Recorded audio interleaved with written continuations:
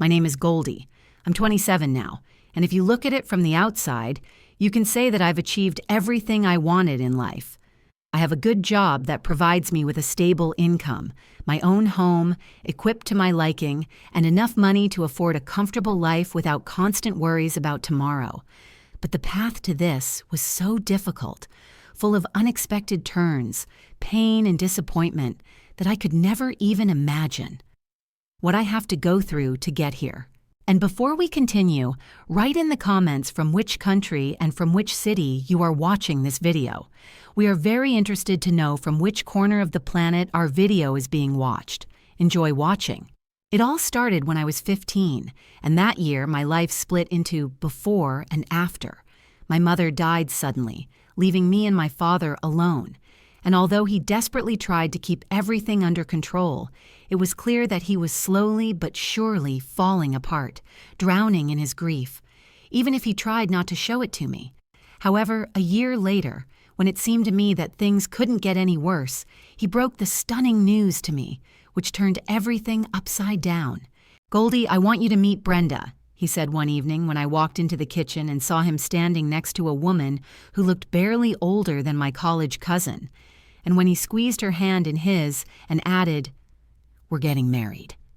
It took me a few seconds to make sense of his words. Brenda was at least 15 years younger than Dad, and with her came her 5-year-old daughter Kayla, a tiny, noisy creature literally overflowing with energy.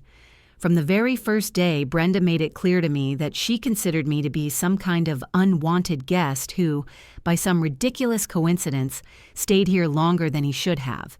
And this manifested itself in the little things that became more and more obvious. She passed me in the hallway without saying a word, or started whispering to Dad when I came into the room, as if my presence was interfering with their conversation. But Kayla, she was different at first. This little bundle of energy burst into my room with endless enthusiasm without knocking, jumped on the bed, hugging a teddy penguin to himself, and asked with a wide smile, "Goldie, can we watch SpongeBob?" At such moments, I felt something like happiness, because I always wanted to have a younger sister, and it seemed that, despite the strangeness of the situation, something good could come out of it. But it didn't last long. The changes started gradually. At first, Kayla stopped coming to my room after school, then she started making vague excuses when I suggested watching TV together. But everything finally fell into place when one day I heard Brenda talking to her in the kitchen. "Honey, you don't have to spend so much time with Goldie." Her voice was sweet, almost affectionate, but those words made my stomach clench. "She's not really your sister. You know that, right? She's just your father's other daughter." And then I understood. I understood why Brenda always avoided me, why Kayla suddenly began to distance herself, why every dinner turned into a painful ordeal during which I felt superfluous at this table.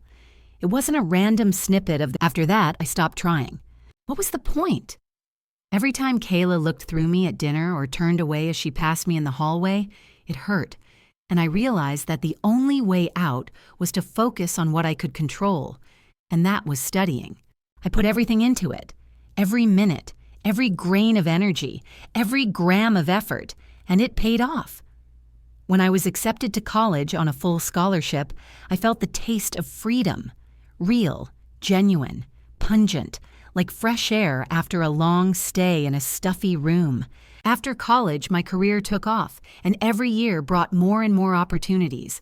Big projects, high salaries, independence. I finally found the life I dreamed of, where I didn't have to look back on the past and remember the days I spent in a house where I was nobody. I had my own apartment, fashionable clothes, the opportunity to dine in expensive restaurants and fly wherever I wanted for the weekend. I no longer had to count every penny, wear worn-out clothes, or justify my existence. But then the phone rang, which changed everything. "Goldie!" My father's voice on the other end of the phone was kind of hesitant, almost shy, and at that moment, without knowing why, I suddenly felt my heart tighten. "How are you, honey?" I was so surprised that I almost dropped my coffee mug.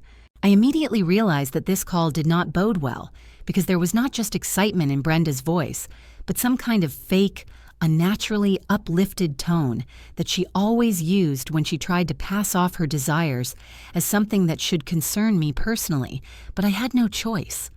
Other than taking a deep breath and asking, "What is the special event?" "Oh, Goldie, you have no idea." Brenda almost clapped her hands. Her voice sounded so joyful, and I could almost see her face with that forced smile she used every time she wanted to get her way. "It's going to be great. A family celebration. A real celebration. Just great. We're giving Kayla a birthday party, but not just a birthday, but a real ball." I pulled the phone away from my ear a little bit, trying to make sense of what I'd heard, because if it weren't for the fact that Kayla was really about to turn 18, I would have thought that Brenda was joking. It seemed absurd to arrange something that she calls a ball, but knowing her, I understood that it didn't just occur to me to invest a lot of money in this, but that she was going to drag me into another financial adventure. "That's great." I tried to keep my voice level, anticipating which way the conversation was going to turn. "Really?" Brenda sounded like she was really waiting for my approval, but I knew she didn't really care. "I knew you would understand, because this is such an important day for Kayla. She is becoming an adult, and we want to do the best for her." I heard someone say something in the background. It looked like it was Dad, but I couldn't make out the words. "Of course, we would like you to participate in this," Brenda continued after a short pause. "Did you participate?" I repeated, trying not to sound wary. "Oh, honey, these things cost money," she said, and there was a note in her voice that I'd come to know all too well over the past few months. "We've already rented a beautiful room, ordered catering, found a decorator, and you have no idea how much the dress Kayla chose costs. And here we come to the point." "So you need money," I said in a flat voice, no longer trying to pretend that I didn't understand. "Well, we're all a family, we support each other," Brenda began, but I interrupted her. "How much?" "Oh, honey, that's not much compared to how much it means to Kayla." Brenda seemed to ignore the question, her voice ringing with intense sweetness. "How much, Brenda?" I repeated, clutching the phone tighter. A second of silence, then a sigh. 10,000, she finally said, and I felt something tighten inside me. I was expecting a large sum, but even for Brenda, it was too much. 10,000, I asked, trying to stay calm. Everything has gone up in price. We really tried to cut costs, but Kayla deserves the best." Brenda spoke faster now, as if she was trying to convince me before I said no. I didn't answer right away because anger was building up inside me.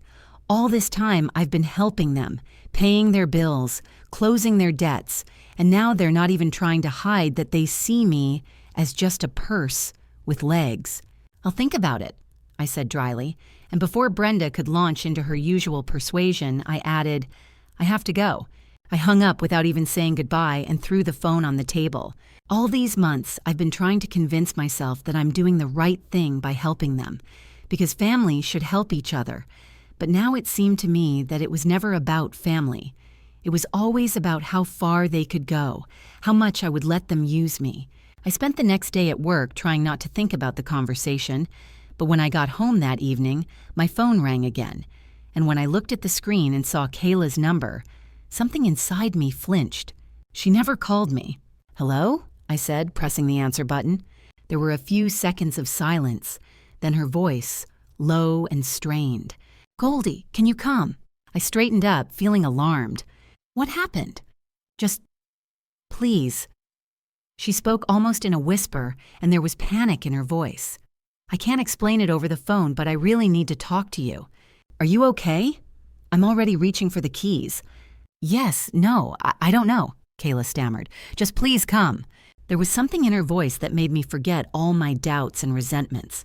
"I'll be there in 20 minutes, I said, and before I even had time to turn off the phone, I was already leaving the apartment. I arrived at the party a little earlier than planned, not so much out of excitement as out of a desire to make sure that everything was going according to plan. I had spent too much time, effort, and money organizing this evening, and although I wanted to believe that this celebration would be a step towards reconciliation, where there was still a doubt in the back of my mind, wouldn't this turn out to be another disappointment, another attempt to build a bridge where a chasm had been dug for a long time? The backyard was decorated much more lavishly than I expected. Garlands of lights were hung between the trees, the air smelled of fresh flowers, and in the center of the courtyard was a long table set for 24 people. I even noticed a small improvised dance floor. Apparently, the brand couldn't resist and decided to add something more spectacular to the modest celebration. Goldie! Brenda emerged from the house, beaming with her strained but seemingly sincere smile. "You've arrived!" "Oh, honey, it turned out so great, didn't it?" She came closer and threw a hug at me, but I couldn't bring myself to respond in kind. "You're clearly a little over budget," I remarked, looking around the set, but Brenda just laughed, waving me off. "Oh, come on, it's an important day. We just wanted it to be perfect." I resisted the urge to roll my eyes. Of course, Brenda always wanted everything to look perfect, even if it was a lie. "Where's Kayla?" I asked, looking around. "In her room, getting ready." Brenda smiled wider. "Oh, Goldie, you can't imagine how happy she'll be when she sees you're here." I didn't say anything. The guests started arriving shortly after my conversation with Brenda, and I found myself in the middle of a noisy stream of people. Kayla's friends, some mutual family acquaintances, even a few distant relatives whom I barely remembered. The atmosphere was festive and lively, but there was still a wariness and tension inside me that wouldn't let go. And finally, Kayla appeared. She came down the steps in her new dress, elegant, expensive, the kind I could never afford at her age. And for a moment, it seemed to me that she was really happy. But as soon as she met my gaze, the same expression flashed across her face that I had seen many times before, a mixture of wariness, indifference, and something I couldn't quite decipher. "Happy birthday, Kayla," I said, coming closer. "Thank you," she replied briefly, almost automatically, then looked away, as if looking for an excuse to leave. "Can I talk to you for a minute?" I asked before she could disappear into the crowd. She froze, then nodded reluctantly.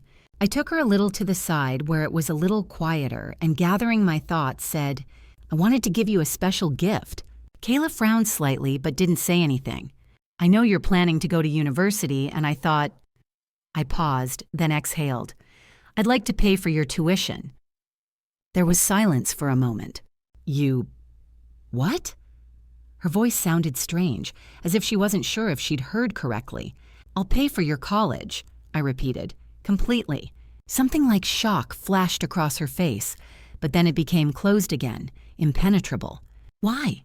What is it?" she asked, and there was no joy in her voice, only suspicion. "Because you're my sister," I replied simply.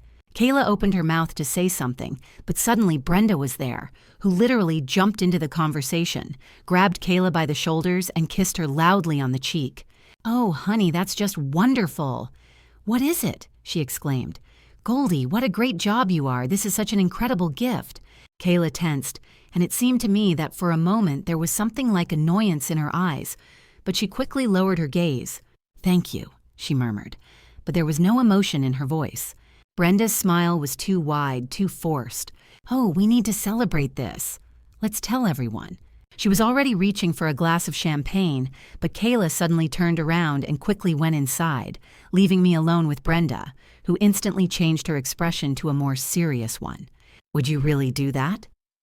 "What is it?" she asked softly, with a strange note in her voice. "Yes," I replied, looking her straight in the eye.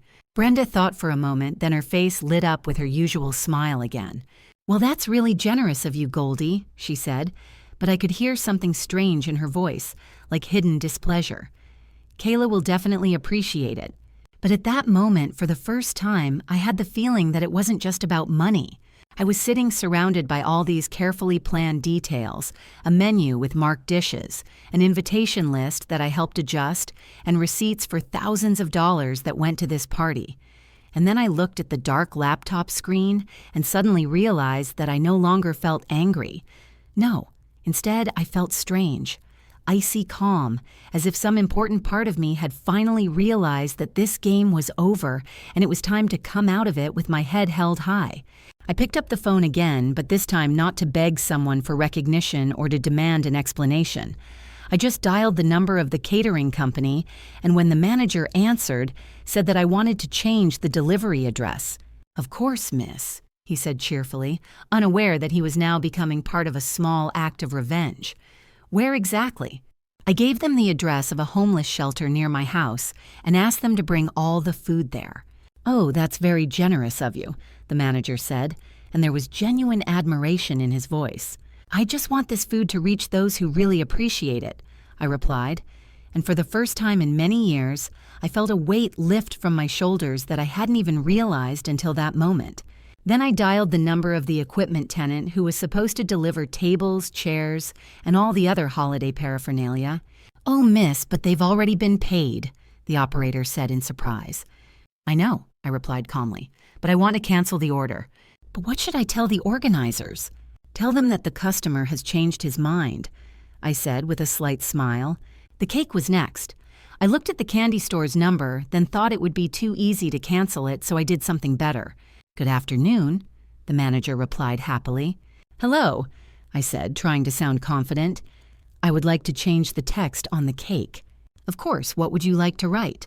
I paused and then slowly, clearly dictated, "Thank you for reminding me who I am." The manager hesitated a bit. "Are you sure?" "Absolutely," I said, and imagine Brenda blowing out the candles surrounded by her relatives, and only then seeing this inscription. I completed all the calls, and for the first time in recent days, I felt free. In the evening, I poured myself a glass of wine and settled into an armchair on the balcony, watching the sun slowly go out over the horizon, and suddenly realized that for the first time in a long time, I was not trying to impress anyone, not trying to earn someone's approval, not running after the illusory hope of acceptance. I was just sitting and enjoying silence. I didn't go to that party. But judging by the calls that tore through my phone over the next day, the evening clearly didn't turn out the way they expected. I didn't expect it to sink in so quickly, but after a few hours, my phone started ringing. At first it was Brenda, but when I put the phone on Do Not Disturb mode, I didn't hear her screeching accusations or her attempts to get out and make me feel guilty. Then there was the father. He called 3 times in a row, then sent a short message. "Goldie, call me back. We need to talk." I read it, put a cup of coffee on the table, and for a moment I wondered if I should answer at all. But then she picked up the phone and pressed the call button. He picked up the phone almost immediately. "Goldie," he began, and there was no anger or annoyance in his voice, just the weariness with which he spoke every time he tried to resolve the conflict between me and Brenda. "Is that true?" "No," I replied calmly, leaning back in my chair. "I didn't cancel anything. All the food was delivered, just not to where you expected." "But why?" He sighed, and I heard him cover the phone, trying to muffle the screams in the background. Brenda was probably still having her tantrum. "Because, Dad," I said, looking at the sun slowly sinking to the horizon, "your family has made it clear to me that I am not a part of this celebration, so I don't have to pay for it." "Goldie, that's not true." "That's exactly it," I interrupted, not with malice, but with the same icy clarity that had settled in me from the very moment Kayla called and said she was taking me off the guest list. "Did you hear what she said to me?"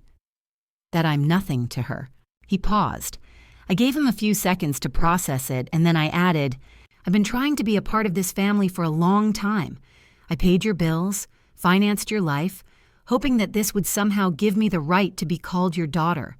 But as it turned out, all you wanted from me was money." "That's not true," he repeated, but now even he sounded unconvincing. "Then tell me, Dad." I sighed. "Why didn't you ever protect me? Why did I let Brenda raise Kayla with the idea that I was a stranger?" I heard him exhale sharply, but he couldn't come up with an answer. "That's what I mean," I said. "Take care of yourself, Dad." And without waiting for an answer, she hung up. That was the end of the evening for me. The next day, I received a letter.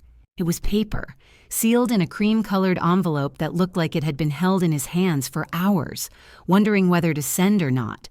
I tore open the paper, took out a folded piece of paper, and unfolded it. "Goldie, I do not know why I am writing you this letter. Probably because I can't say it out loud. I ruined everything, didn't I? You probably expected me to at least say thank you, but I just can't. I've been learning for so long to see you as a stranger that when you did something I never expected, I didn't know how to handle it. I didn't ask you to pay for my college, but you offered it. Just like that. without demanding anything in return. And I was scared. It's scary that you turned out to be better than I thought, that maybe Brenda was wrong, that maybe I was wrong. I was afraid of that. And instead of admitting that I care about you, I did what I always do. I pushed you away. I do not know why you were still trying to be my sister. I probably don't deserve it. But if it's still possible, I'd like to try. Only this time for real. No lies. Without a brand. It's just you and me. I don't expect you to forgive me, but maybe one day we can start over. Kayla.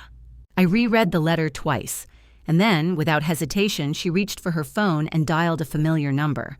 I sat looking at the trash can where the same frame with my unrealized promise now lay among the crumpled papers, old receipts, and empty envelopes, and I felt a strange, unlike anything else, not anger, not disappointment, not resentment, but rather relief, as if I had finally shaken off a heavy burden, which she carried on her shoulders for years without even realizing it. My phone was still on the table. The screen lit up with notifications. Missed calls from Dad, one message from Kayla, short, without a hint of emotion.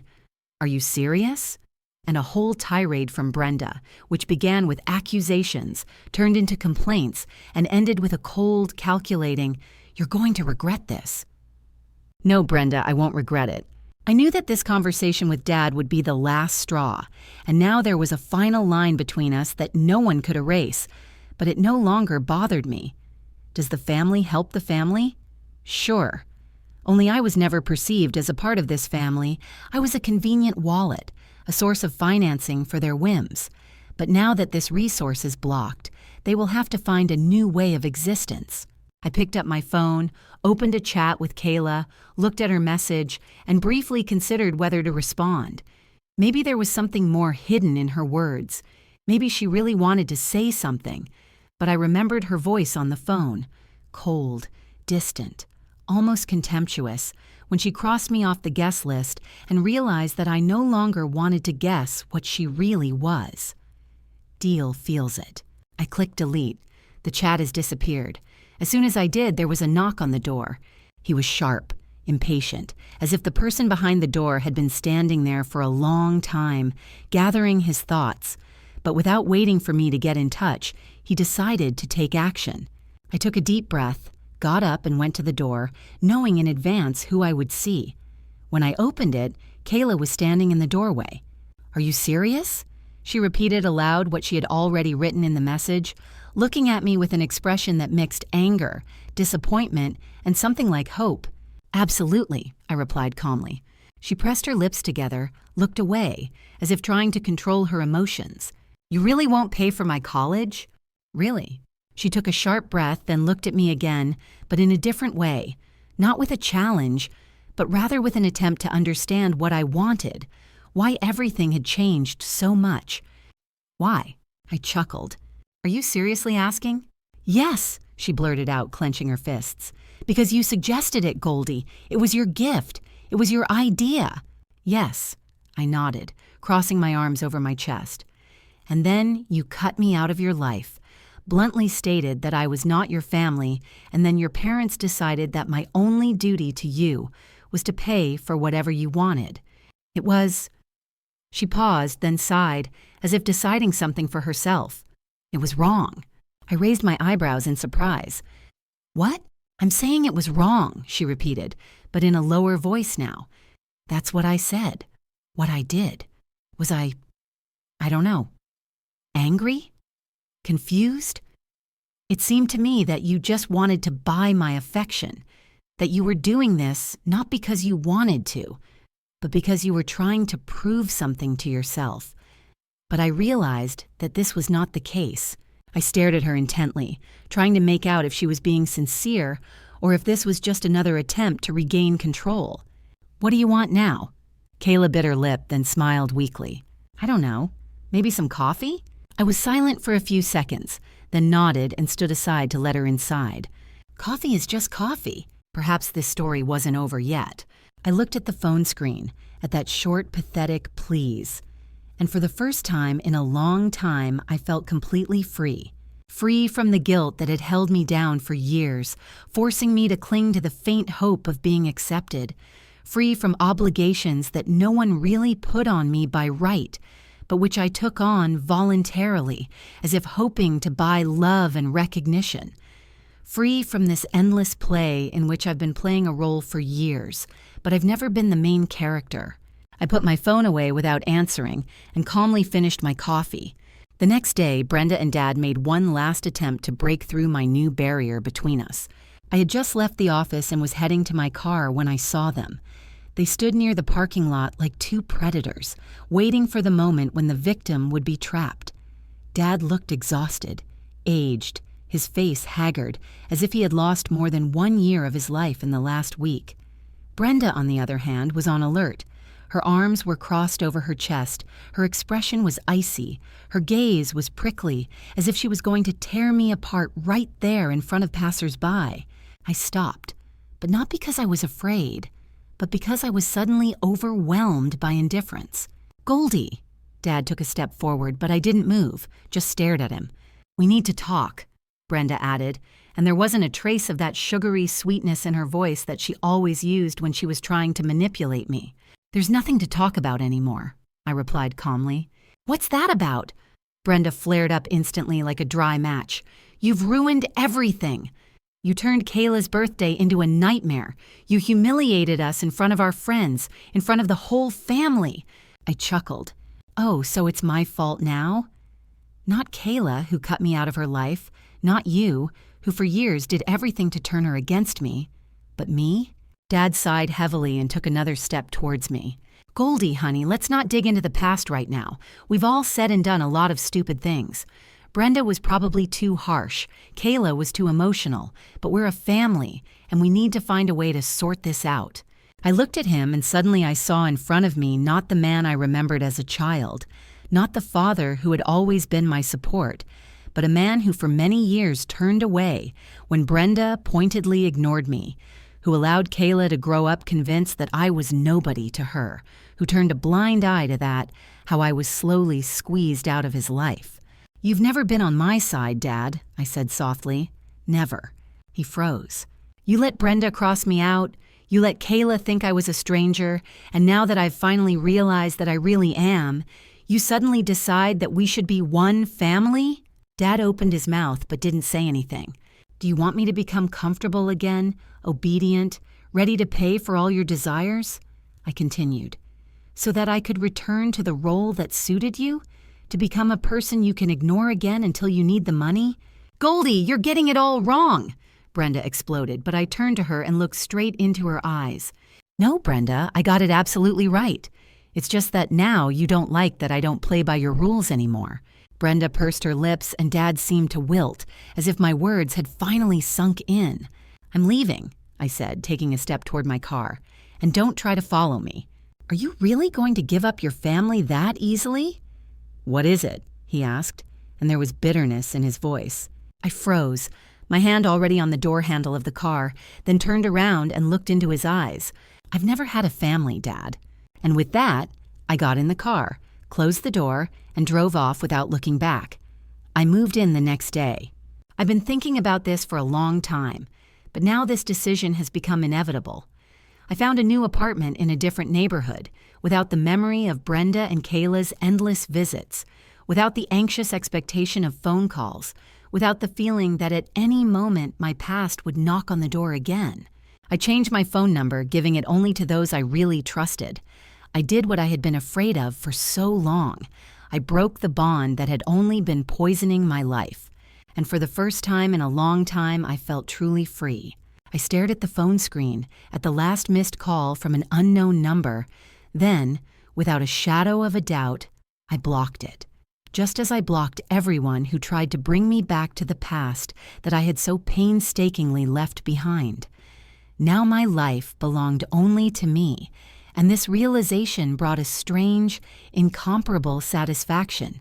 6 months have passed since I put an end to my role as a family sponsor, and during that time my life has found a rhythm that it did not have before. a rhythm free from endless alarm bells, manipulative requests, and a sense of duty to those who have never seen anything in me. Except for the wallet, I started doing things that brought me joy again, without regard for other people's needs and expectations. I signed up for art classes that I dreamed of when I was a student, started going to the gym, and for the first time in many years, I allowed myself to think about a real vacation. Not a short weekend getaway, but a full-fledged trip to a place where no one would know my name. And all this time, I didn't hear from Kyle, Dad, or Brand anymore, until one day, Lisa sent me a message. Did you hear that? I looked at the screen, wondering for a while if I even wanted to know the details. But in the end, curiosity got the better of me, and I replied, "Tell me." A few minutes later, the phone rang. "Oh, Goldie, you won't believe this." Lisa didn't even say hello. Her voice was full of delight, and I realized she was having a hard time holding back her laughter. "It's just unbelievable. I'm waiting," I reminded her. "Well, do you remember how they kept telling Kayla that they had savings for her college?" "Yes," I nodded, even though Lisa couldn't see it. "Well, they lied," came another chuckle. "They didn't have any savings. They spent all the money on, guess what? Not Tommy. Get a new SUV. I almost choked on my coffee. "You're kidding." "Absolutely not." Lisa sounded like she was really enjoying this story. "They bought a car 6 months ago because they were sure that you would pay for Kayla's studies. Like, why save money when they have such a wonderful, generous, rich eldest daughter?" I leaned back in my chair in disbelief, but deep down, this news didn't surprise me at all. Of course they did. Of course they were sure that I would open the wallet again. "And what happened next?" I asked, barely able to contain my grin. Oh, Kayla made a real spectacle. Lisa was no longer trying to hide her amusement. According to the neighbors, her screams could be heard 3 houses away. At first, she demanded that they take out a loan to pay for her college, but it turned out that their credit history was a complete nightmare, so no bank gave them the money. Then she said that they should sell the car. I chuckled. "And what about Brenda?" "Oh, you know Brenda." Lisa laughed again. "She said that she needed this car to work in real estate, and that Kayla would just have to put up with it."